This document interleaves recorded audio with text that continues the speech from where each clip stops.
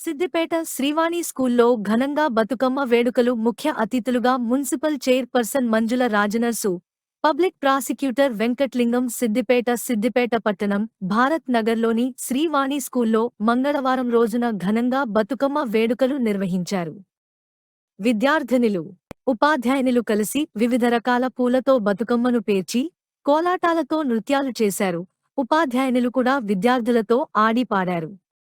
ఈ సందర్భంగా పాఠశాల డైరెక్టర్ సిహెచ్ సత్యం మాట్లాడుతూ తెలంగాణ సంస్కృతి సంప్రదాయాలకు నిలవైన బతుకమ్మ పండుగ పైన అవగాహన కల్పించేందుకు బతుకమ్మ సంబరాలు నిర్వహిస్తున్నామన్నారు. ప్రతి సంవత్సరం ఎంతో ఘనంగా బతుకమ్మ పండుగను జరుపుకుంటామని, పండుగల చరిత్ర వాటి గొప్పతనం గురించి విద్యార్థులకు తెలియజేస్తున్నామన్నారు.